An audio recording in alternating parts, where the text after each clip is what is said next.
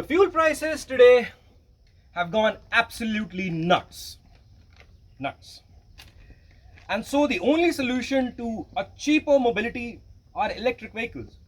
And Tata is the synonym of that. I shouldn't be using the word cheaper, I should be using the word economical. But the Tata Nexon EV is anything but economical to buy. You have to read Rich Dad Poor Dad 10,000 times to be able to afford it. But now Tata has a solution to that problem, and it's this, the Tigor EV.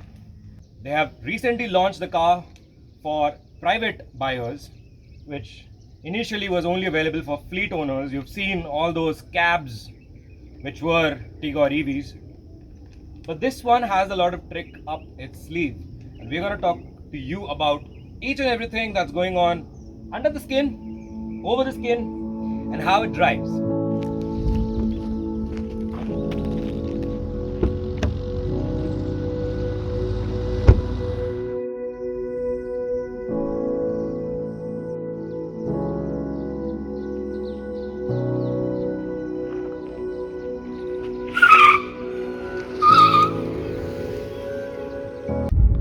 EVs are the easiest things to live with because A, there is barely any sound coming in from the engines, so it's quieter, it's more relaxing, and because the cars are a little heavier, you do feel very sure-footed. And that being said, we've always associated electric vehicles to be expensive and premium, more luxurious. But coming to one of the most economical EVs, this Tigor EV doesn't make you feel shortchanged. Everything inside this cabin is logically laid out. The steering is good to hold and has good amount of grip, although I would have liked a leather wrapped steering on this one. The interior shades, the ivory, the black, and these little high quality blue tinges to differentiate this from the regular Tigor does make it feel very premium indeed. The suspension setup too is very compliant. You barely hear any thuds or portholes crashing under the body.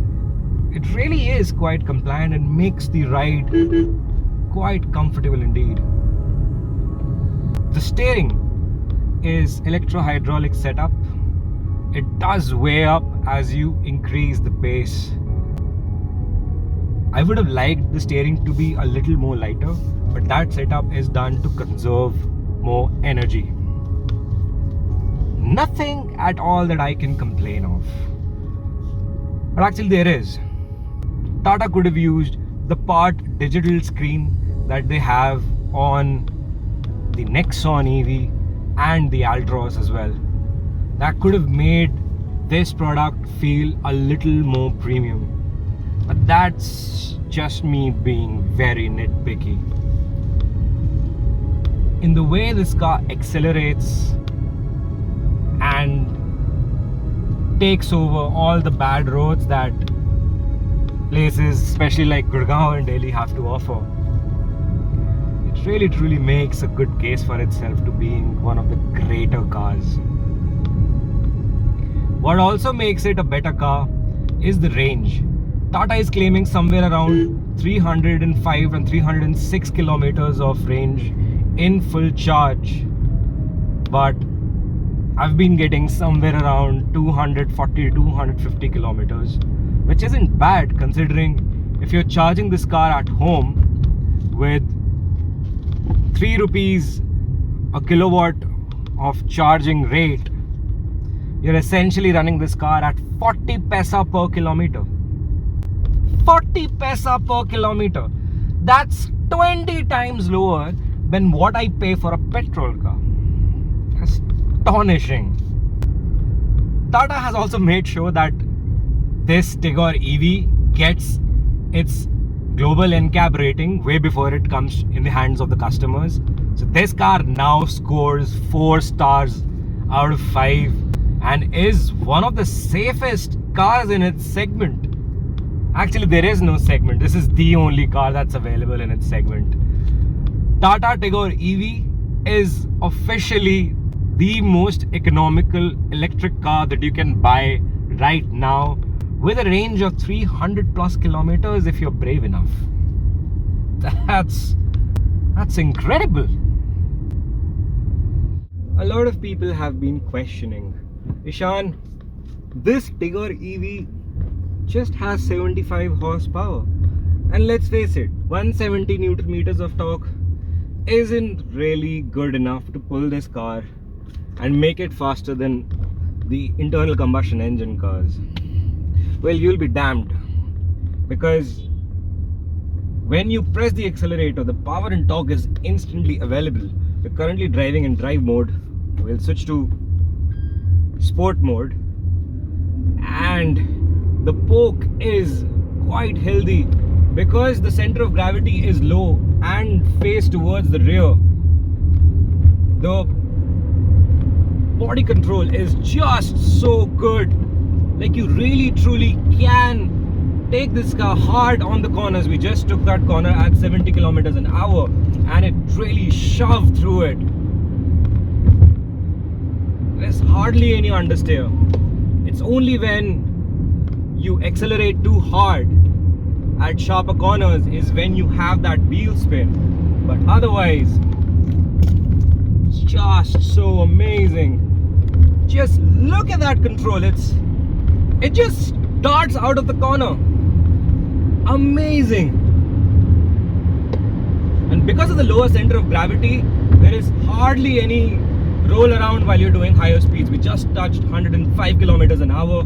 We're taking a very sharp 90-degree corner over here, and it just goes like an arrow. Wow. It is absolutely fun to drive.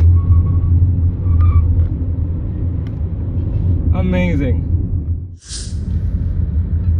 It is in the city where the Tigor EV really truly shines. The regen is generous enough below the speeds of 40 kilometers an hour, but as you progress in speed, let's say you're driving around 50 to 60 kilometers an hour, the prominence of the regen is not visible or experienced much, and that makes driving this car over the paved roads a very comfortable experience. Also, to the fact that there is so much of sound deadening, you barely hear anything from the outside, and that really helps you to calm down your senses. It helps in lowering your pulse rate and make your drive to work and back from work a genuinely comfortable experience.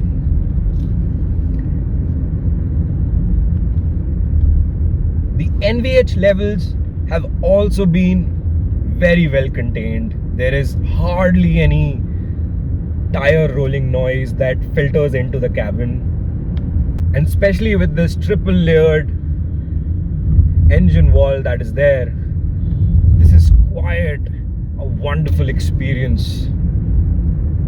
I have been driving this car for almost 200 kilometers in the entire day, and I just don't feel fatigued at all.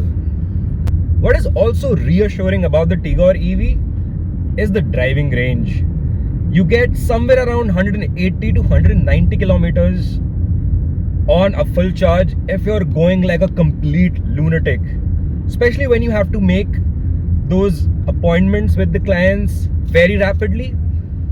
This does take you well, and if you consider yourself as the god of EV driving, which does take quite a lot of practice, this will easily return you 280 to 300 kilometers of range as well.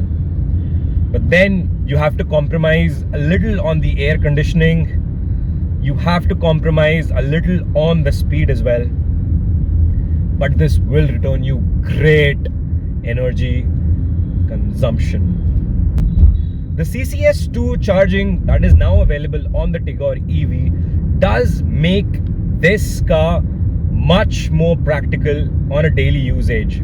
All the high capacity fast chargers which have a fast charging capability of 25 kilowatt an hour and above can charge this car in less than an hour, which makes it super practical. Just say, for example, you are going to a meeting and that meeting lasts about 35 to 40 minutes. By the time you're back, your car would be fully charged, and also it would cost you less than a pack of chips. You heard me right. To charge this car fully, let's say in a city like Delhi, with 4.5 rupees per unit cost, this would take about 75 to 80 rupees to charge fully, which is astonishing considering what fuel prices otherwise is. And a lot of people have been questioning time and again, Ishaan, 300 kilometers of range is not adequate enough. This car would require longer hours of charging if I'm going on a long trip. 99% of the times, the people who are driving smaller cars, they don't really take their cars out on drives longer than 200 kilometers in a day. So this fundamentally makes a lot of sense. On the ownership costs part, again, it is a very questionable thing that the Tigor EV is about 3 lakh rupees to 4 lakh rupees more expensive than its counterpart petrol and diesel cars. But at the same time, if you look at a long-term ownership, let's say around 5 to 10 years of ownership of an electric car over a petrol car, you would be saving almost 20 times the money. An electric car costs somewhere between 50 paisa to 70 paisa per kilometer to run, whereas a petrol car would cost you anywhere between 8 rupees to 10 rupees per kilometer to run. So this is almost 20 times cheaper to run and own. Also to the fact that electric cars don't have a lot of moving parts, so the service cost also cuts down substantially. On the Nexon EV that I've been driving, that car gets a service cost of anywhere between 1100 to 1500 rupees every 10,000 kilometers, which is amazing and almost 5 times cheaper than what you pay for a petrol and a diesel car.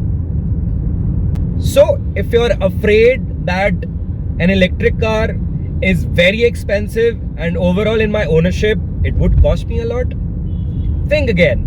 The overall ownership cost of an electric car would save you somewhere around 6 to 10 lakh rupees in totality over the period of 5 to 10 years, which is a massive amount considering India's per capita income is quite low. This is a lot of money, especially for the people in the middle class. If you like this video, please give it a thumbs up, subscribe to our YouTube channel and press the bell icon for the latest updates whenever we upload a new video. Also, share this video with your friends and family. Please wear your seatbelts and your helmets always. Thank you for watching.